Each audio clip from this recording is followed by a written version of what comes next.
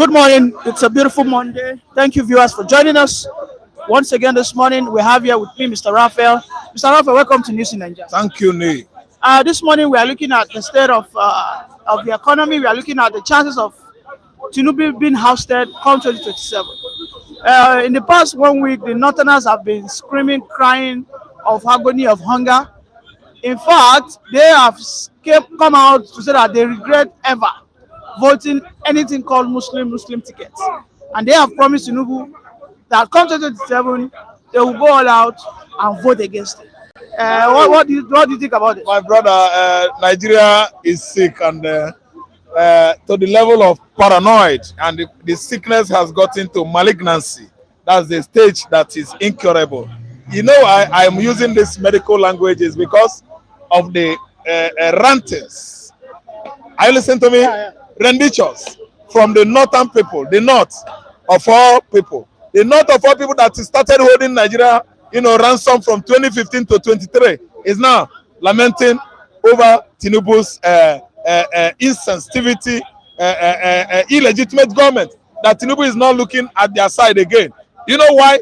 All those benefits from Buhari regime, they are not seeing it again in Tinubu regime. So the north, they are now feeling alienated, but they are not alienated. You know what?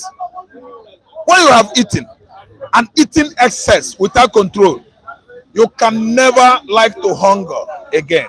So that is the problem of the north. They have been enjoying and enjoying siphoning money under Tinubu regime, Buhari regime, to the level that Kotangura Maman Kotangura, Maman Daura, Tinubu's nephew, was included in Buhari nephew was included in Buhari government without assigning a designated agency, federal agency, that one should come out and say this agency is being represented by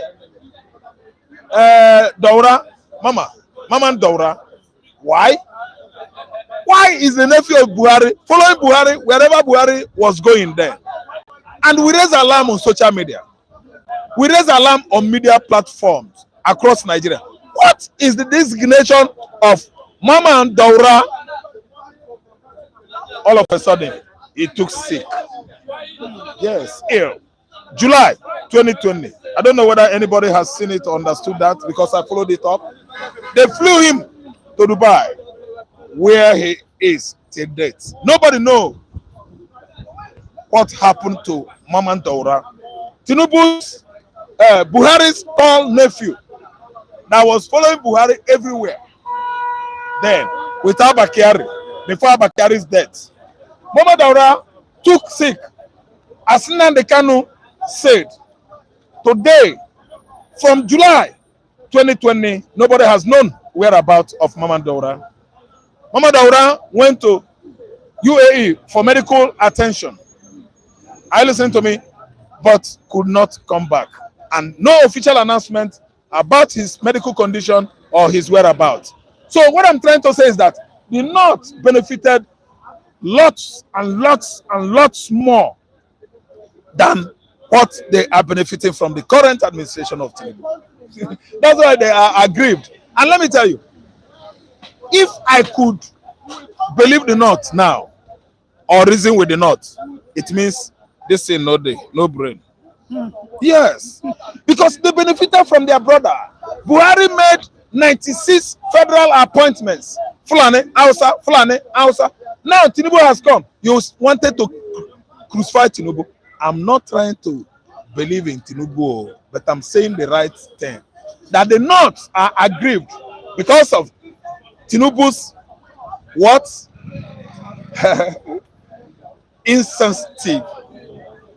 Insensitivity to the North. Let me use that word. They feel betrayed. The Northerners feel betrayed. They feel not only betrayed, but belittled, devalued. Tinubu neglected them and chose, at least among his kinsmen, Tinubu is being more constructive, because I think he's 10 federal appointments. If you count it, I think he's over 10 for Yoruba. You give Hausa. I don't know what I understand. Tell me what Hausa want again. Could be that Tinubu did it the way or is doing it the way Buhari did it in the past. All position is the Yoruba, everywhere Yoruba, but it's not like that. But we can see it that he favored Yoruba. I don't understand. So what does the North want in Nigeria? The people that are living in the dry land, arable land, that is just only what? For cultivation of crops of different varieties. You are still pointing accusing finger to the southern Nigerians, where oil, the black gold, the resources that make Nigerian economy monolithic today is coming from South Nigeria. And you are still accusing the same Southerners. What does Hausa want again? The Hausa What is it? Excuse me. Let me land before. Let me land. What is it that the Hausas want again? The oil is not coming from north. Granite, tomato, pepper. Is it what Nigerian government or economy is going to be what? Leveraged on? How much are we going to realize? Does the West eat pepper? The West cultivated more pepper, the agricultural, let me say, use the word agricultural or farm produce, more than the whole Africa continent. Are you sure about that? Jesus Christ. If you see farmers in America, farmers in Japan, a man could farm from here to Chagami is not enough. Using helicopter as what? Watering device or equipment or mechanism. Helicopter will water if dry season comes. If it is time to spray insecticide, listen and listen good. The Western farmers, American farmers, will use helicopter as a mechanism to what? Distribute insecticide among all those crops or on the farm land. I'm telling you, helicopter, modern equipment, modern agriculture, commercial quantity. The West are not cultivating the land just for subsistence purpose. No. And you know the difference between subsistence agriculture and the commercial agriculture. If you are embarked on commercial agriculture or farming, you have enough. You will have enough to export to other countries. But if you are embarked on subsistence, which Nigeria is embarked on subsistence agriculture, because we are producing what we are eating here, we don't export. The fact that we are exporting apple, cassava today is the reason why a bag of garri has gone up. Yeah, that is it. And if we are not exporting, our garri will still remain. People are exporting garri, apple. You see the side effects. So we are not well prepared for what?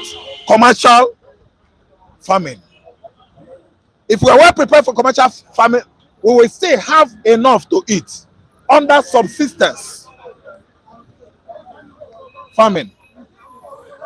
But the fact that we are not well prepared, you cannot export. If you do, locally, there will be food drought, as we are facing it now.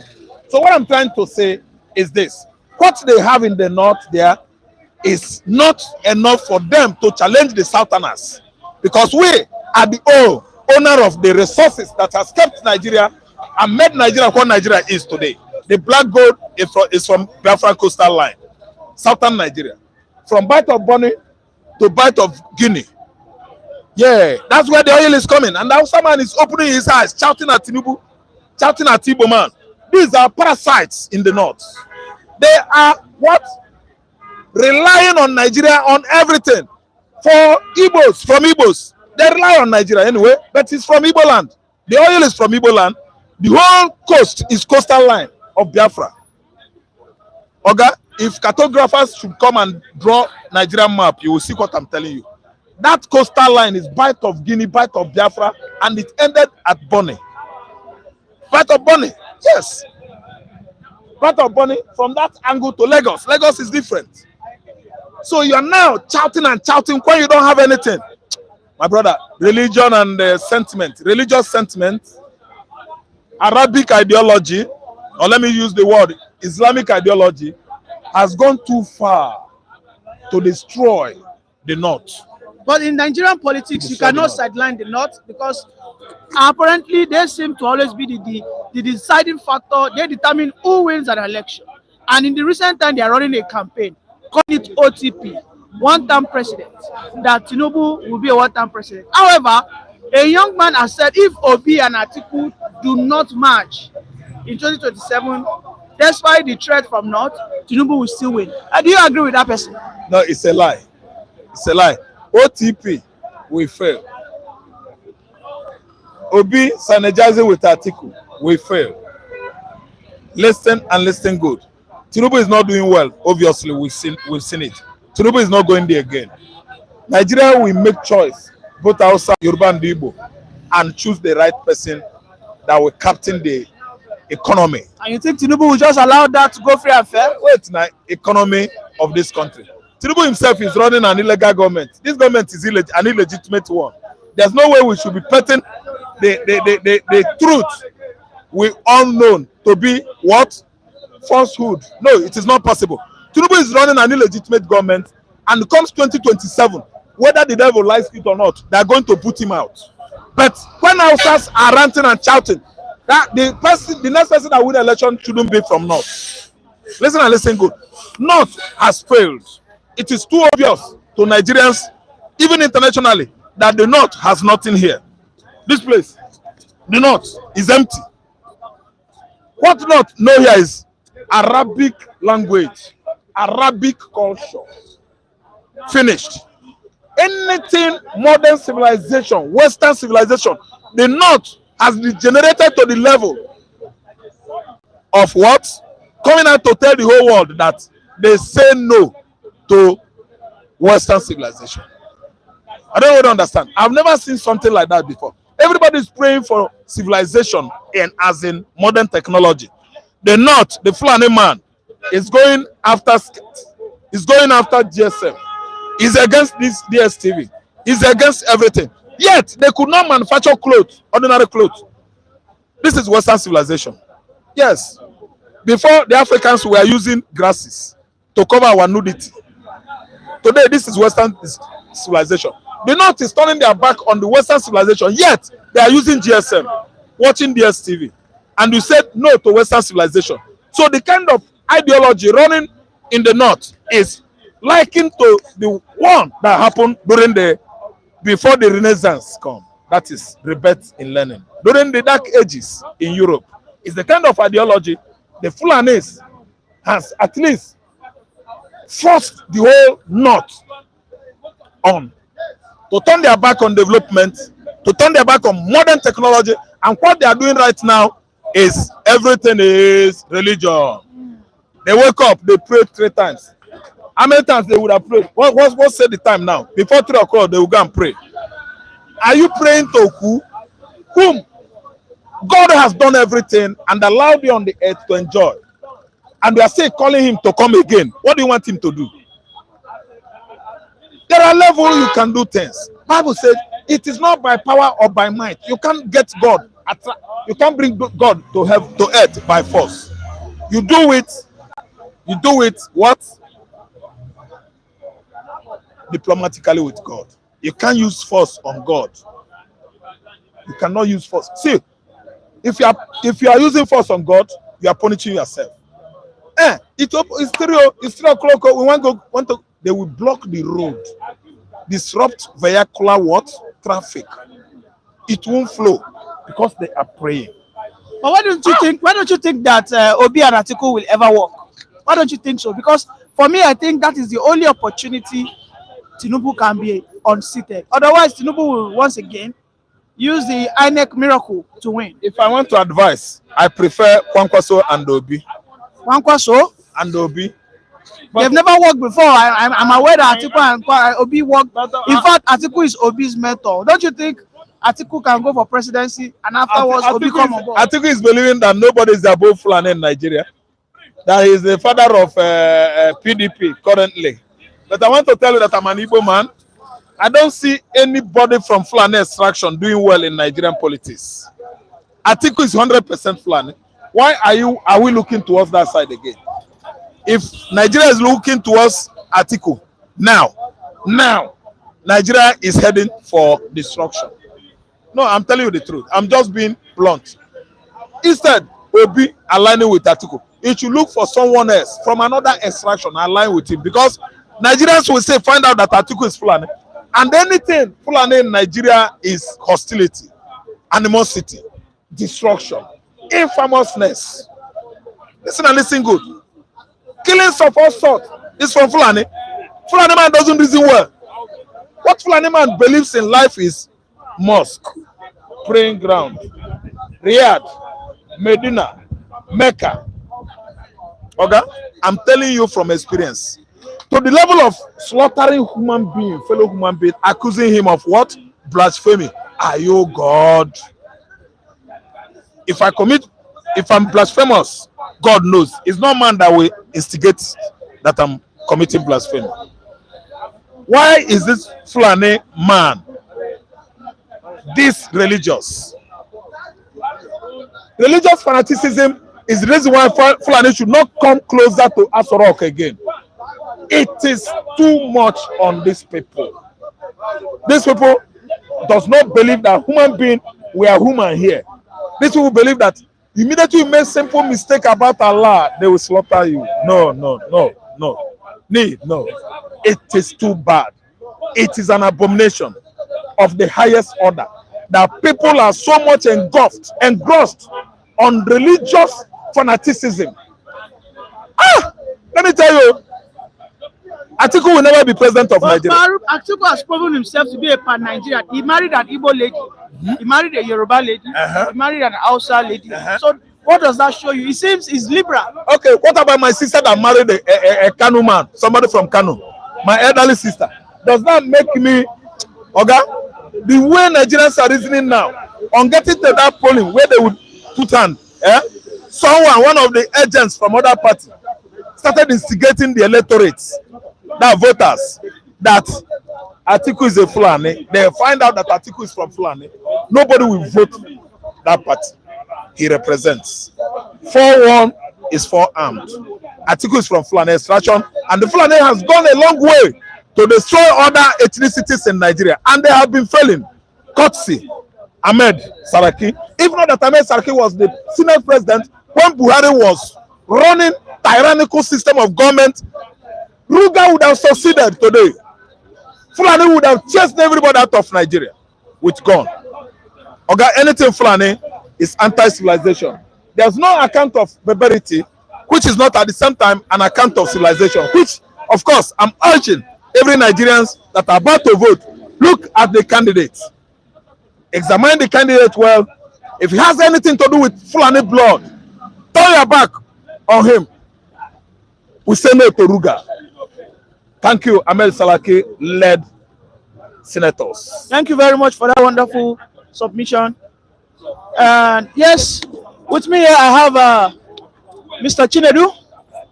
Mr. Chinedu, welcome. Good morning.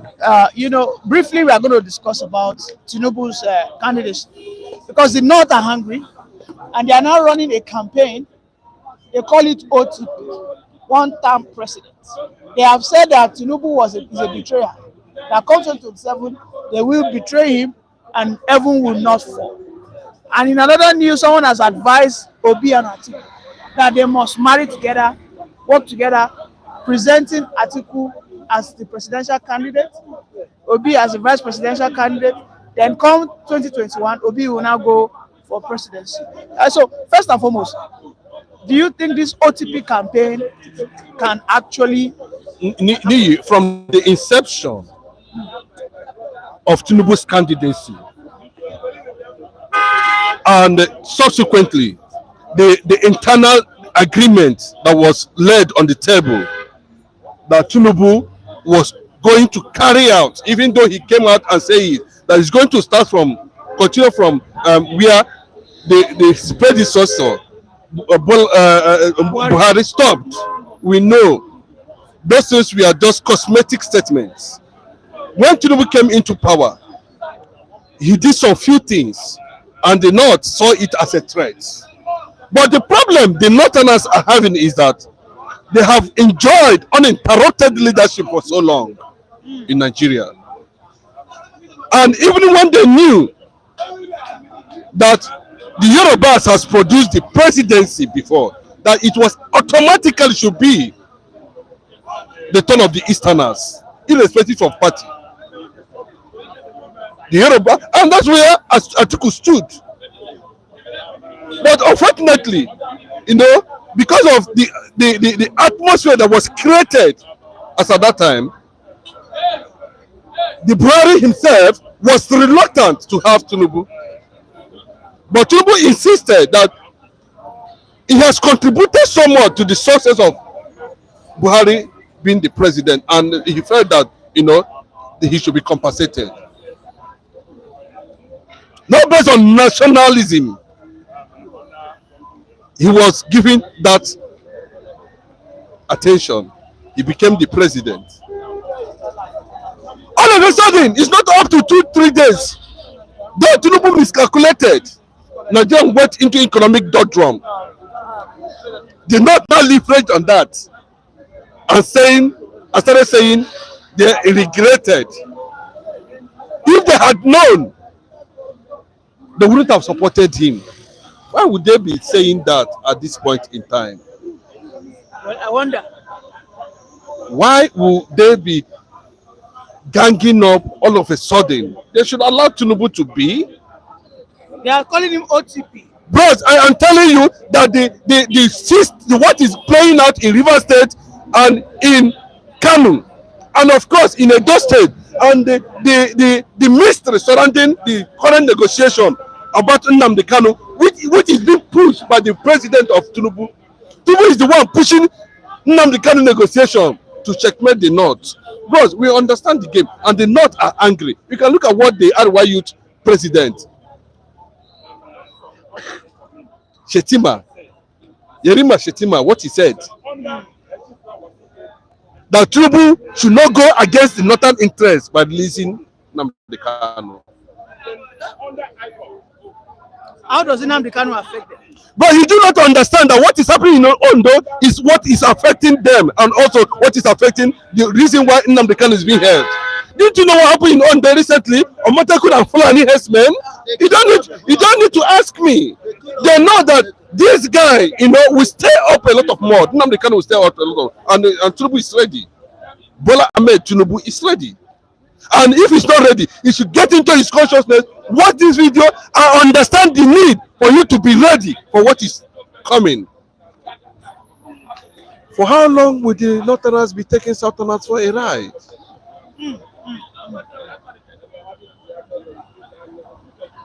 They think that they can stand up any time and manipulate the South. What they are trying to do, let me tell you what the Northerners are trying to do. We agree that we have seen the other side, and we felt that Tinubu actually was not qualified to be the president of Nigeria. But no matter how you look at it, he is there. He's a Southerner. The Northerners have now performed better when they enjoyed uninterrupted presidency for years. Nobody even stood and said Buhari should not go for second term. Nobody. The Igbo leaders, the organized Igbo should be careful at this point in time, because what the Hausa Fulani are planning to do is to bring a kind of understanding, create a kind of political atmosphere that will look like a friendly one with the Easterners to stop Tinubu.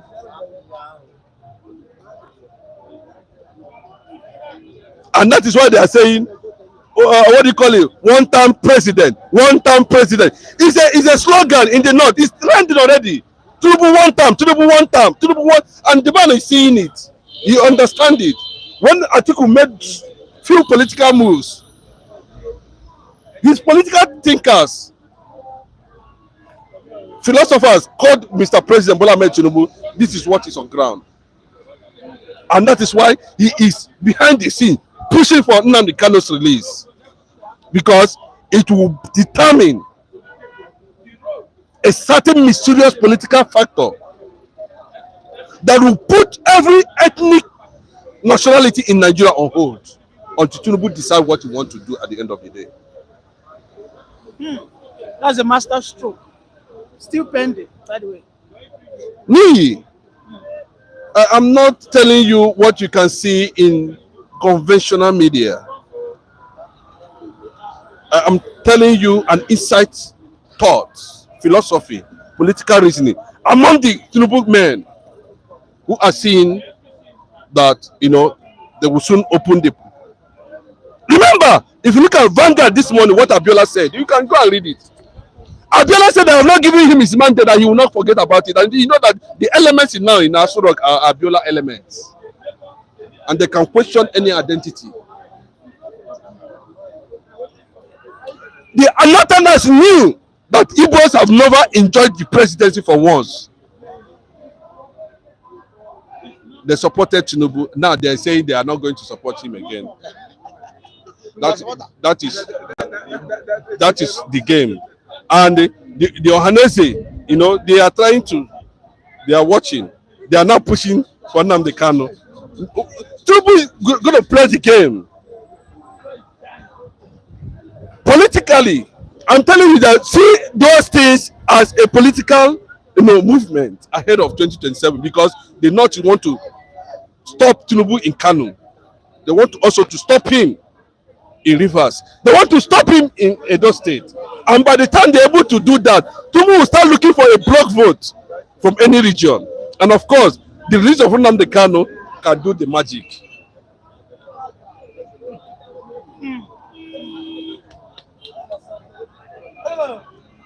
So, on that angle, we are going to continue to do it the way we understand it and the way we reason it, and continue to move it to the next direction by God's grace. On the issue of Obi merging with Atiku and come 2027, he should, align with Atiku, then wait 2021 to go for the presidency. Do you think this will work? Because this is what the professionals are advising Obi, that the only pathway for him to become the president is through Atiku, who is his mentor. You see, if you look at Labour Party and PDP, they seem to have a common understanding, and the reason why they need to destroy the man they call Wike, destroy his structure. God is going to disgrace Wike in Rivers State. There's no two ways about it. No matter how you look at it, whether he's trying to show good leadership or manipulate good leadership as the FCT minister, that is left for him. We are waiting. The development in Rivers State, by the time is being put to rest, then we look at the remaining structures and the reason why Tinubu should sack FCT minister Wike. If not, he will destroy Tinubu. That's the truth. And secondly, Obi+Atiku candidate, let me tell you, Atiku, I understand to an extent, he enjoys liberalism. And in that liberalism, he saw Obi as a very, very competent person who can step into the atmosphere of Nigerian political leadership and be able to turn things around in less than 365 days. And from that angle, a lot of people, including PDP members, are saying that there should be a kind of collabo. Let PDP collapse their structure, or let Labour Party collapse the structure, depending on how they are going to agree. Definitely, I can assure you on this platform this morning, former Vice President of Nigeria, Atiku Abubakar, will step down for Obi at the end of the day. Is that a prophecy? I'm saying it based on the philosophy and understanding of the political atmosphere surrounding Alhaji Atiku Abubakar for now. You see Obi, someone has come out to say it, even before Tinubu's emergence, that PDP should do the normal thing, and unfortunately PDP was not able to do that, because Wike seemed to have a certain ambition. But he came out now to repeat it recently again that if anything, anyhow, Obi is being picked as a candidate, that he will step down wherever Obi is, and that is where we are looking at, and that is why the next election, might go the way that the Obi might likely, want to take a share at the presidency come 2027. Thank you very much for that wonderful philosophical submission. Yes, viewers, thank you for joining. Please kindly subscribe to our channel Kindly like the page, kindly like the program. It help us get bigger. We have 26 viewers currently. Please kindly like. I thank God Beguna. Just two people have liked this video so far. Please kindly like it. Help us expand our reach. Please like. Please press the like button. Click on the like button. I beg of you. You know, every morning we bring to you the Nigerian politics as it is.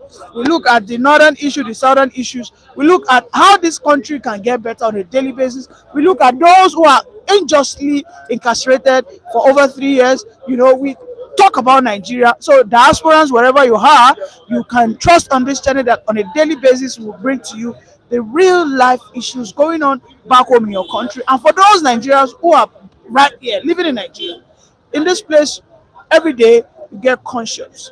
You every day you become aware of those who are responsible for the betterment or the worsening of our life. Yes, every day we come here at Ogba. This place is Ogba, Lagos State. We capture the feelings of the people on the street, unfiltered. We don't gag them. They say the way they have it in their hearts. And I hope that the government will listen to the people, because yes, the people are actually those who own democracy. And I hope very soon our democracy will grow to that level whereby the government will always consult with the people before they what seek or before they implement any policies. And for that, we've come to the end of today's program. We say bye. See you tomorrow. Thanks.